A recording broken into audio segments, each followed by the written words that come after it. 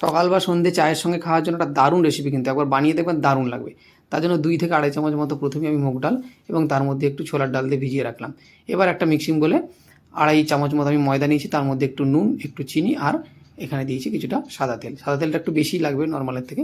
আর একটু জোয়ানকে হাতে ঘষে দিয়ে এটাকে আস্তে আস্তে ভালো করে মেখে নিয়ে জল দিয়ে যেমন করে আমরা লুচির জন্য ময়দা মাখি সেইভাবে মেখে নেব। আর খেয়াল রাখবেন ময়দাটা একটু বেশি দিতে হবে, কারণ এটা খাস্তা হবে ভালো। তারপর ভালো করে মেখে টেখে নিয়ে ডোটাকে আমি একটা ভেজা কাপড় দিয়ে চাপা দিয়ে রাখতে পারেন বা একটা কিছু ঢাকা দিয়ে রাখতে পারেন, যাতে করে ময়েশ্চারটা মেনটেন থাকে। এই অবস্থায় রেখে দিয়ে আমি পুরটা তৈরি করে নেবো। তার জন্য কড়াইতে আমি ধুয়ে রাখা ডালটা দিয়ে তার মধ্যে একটু জল দিয়ে একটু নুন দিয়ে এটাকে সেদ্ধ করতে দেবো। 50 থেকে 60% সেদ্ধ হলে কিন্তু এটাকে আমি বন্ধ করে দেবো। যতক্ষণ ডাল সেদ্ধ হচ্ছে ততক্ষণ একটা শুকনো মশলা বানিয়ে নিই। 1/4 চামচ করে জিরে, ধনে, মৌরি, তার সঙ্গে কয়েকটা গোলমরিচ, একটা এলাচ আর একটু দারচিনি দিয়ে একটা মশলা করে নিলাম হালকা ভেজে। এটাকে ভালো করে গুঁড়ো করে নেবো। তারপরে কড়াইতে একটু সাদা তেল দিয়ে 50% সেদ্ধ হওয়া ডালটা দেবো, সেটাকে একটু নাড়াচাড়া করে এর মধ্যে আমি যতটা মশলা করেছিলাম শুকনো মশলা সেটা দিয়ে দেবো। একটু স্বাদের জন্য চিনি দেবো, একটু এটা ঝাল মিষ্টি মিষ্টি হবে। তারপরে এটাকে একটু হালকা করে আমি ভেঙে নেবো, একটু দানা দানা বেশি আছে সেটা একটু ভেঙে নিলাম। শেষে একটু বিট নুন আর একটু চাট মশলা দিয়ে এটাকে ভালো করে নেড়ে ছেড়ে নামিয়ে নেবো। ব্যাস, আমার পুর রেডি হয়ে গেল।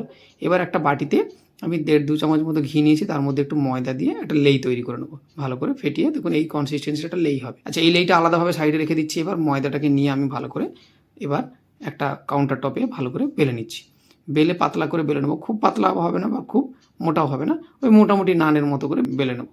বেলে নেওয়ার পরে এর মধ্যে আমি যেটা করব, এই লেইটাকে দিয়ে ভালো করে এটাকে মাখিয়ে দেবো। এর মধ্যে মাখিয়ে দিয়ে উল্টে পাল্টে পরপর লেইগুলো দিতে থাকবো, যাতে করে সুন্দরভাবে লাচ্ছাগুলো তৈরি হয়। লাচ্ছাগুলো তৈরি না হলে কিন্তু এটা খুব একটা ভালো লাগবে না। এইভাবে করে লাচ্ছাগুলো তৈরি করুন। এই যেভাবে আমি দেখাচ্ছি ঠিক এইভাবে করবেন, তাহলে কোনো অসুবিধা হবে না। তারপরে আবার এই পাটটাতেও আমি একটু লেই দিয়ে দিলাম।